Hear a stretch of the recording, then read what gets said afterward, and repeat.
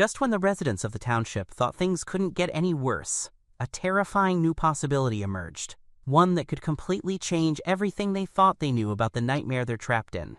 And if this theory turns out to be true, the monsters roaming outside at night may be only a small part of the real horror. Back at Colony House, Tabitha finally shares a disturbing revelation with Donna, Boyd, and Kenny.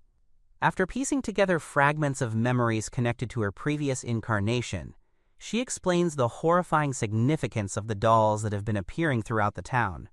What initially seemed like random objects may actually be deeply connected to traumatic events from a past cycle of the township.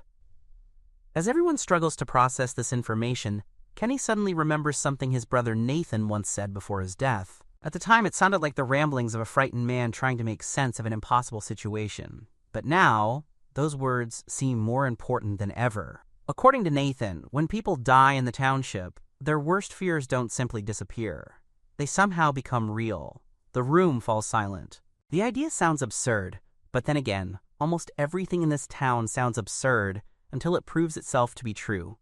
Tabitha believes Nathan may have been right all along, and if that's the case, it changes the rules of the game entirely. Instead of merely surviving the monsters that already exist, the residents may be creating entirely new horrors every time someone dies. Suddenly, every tragedy, every fear, and every nightmare becomes a potential threat to everyone still alive. Understandably, Donna takes this news harder than anyone. She has spent years trying to keep Colony House functioning, despite impossible odds. Every day requires difficult decisions, constant vigilance, and emotional sacrifices. Now she's being told that death itself may be generating new monsters for the town to unleash. The pressure becomes overwhelming. As panic begins to set in, Donna struggles to catch her breath. Her anxiety rapidly escalates until her body simply gives out. Before anyone can fully react, Donna collapses. She is having a heart attack. For a moment, chaos erupts throughout Colony House.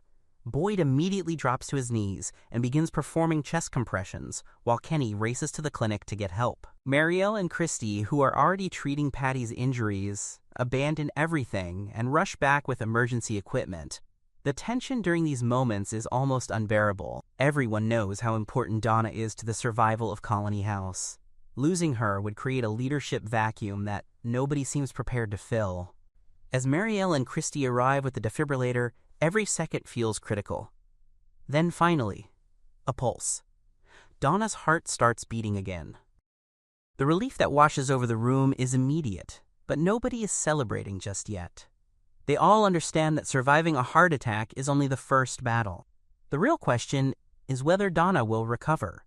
She is carefully moved into one of the upstairs rooms where she can rest, while Kristi and Marielle monitor her condition. With assistance from Boyd and Jade, they rig together a makeshift heart monitoring setup, allowing them to keep track of her vitals and detect any signs of deterioration. For the first time in a while, the entire house seems united by a single concern: Donna's survival.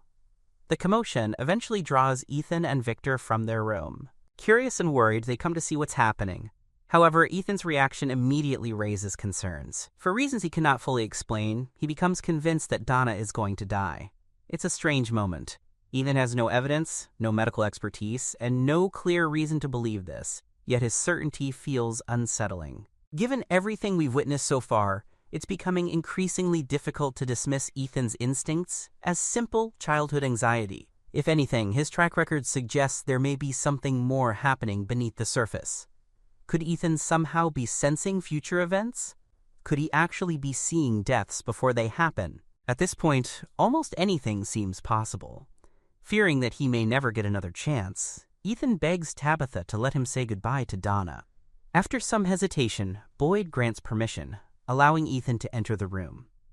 What follows is one of the episode's most emotional scenes. Standing beside Donna's unconscious body, Ethan promises her that he will always remain brave. It's a simple statement.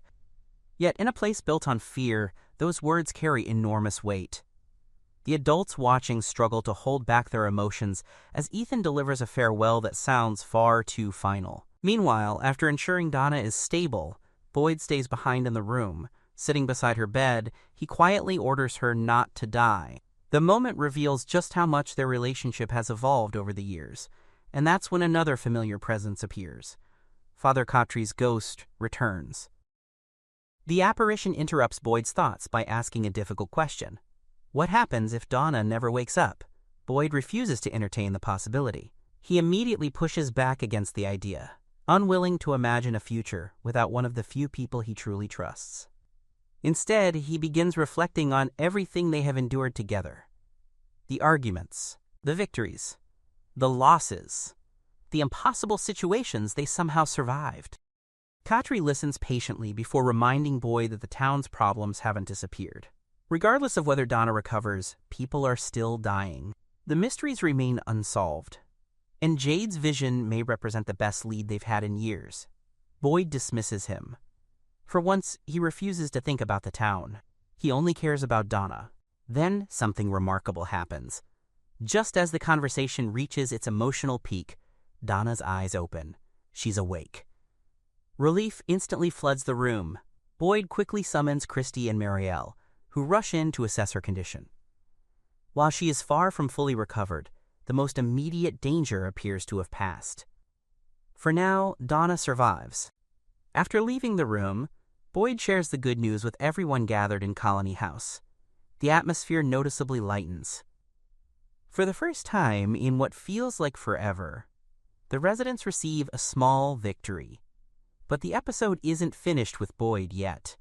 Outside Colony House, Khatri's ghost appears once again.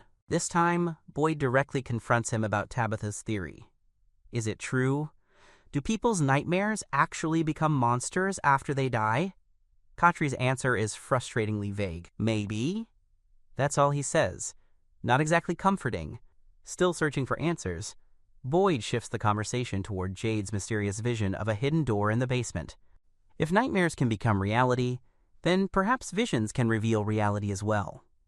Predictably, Khatri offers no clear answer, and then he vanishes. At this point, Boyd has reached his breaking point. He's tired of riddles, tired of half-answers, tired of waiting for someone else to save them. So he decides to act. In the closing moments of the episode, Boyd grabs a jackhammer and heads to the basement wall Jade identified earlier. If there is truly something hidden behind it, he's going to find out for himself. The machine roars to life. Concrete crumbles, dust fills the air. And then the impossible happens. Behind the wall sits a door. A real door. Exactly where Jade said it would be. The discovery immediately validates several shocking possibilities.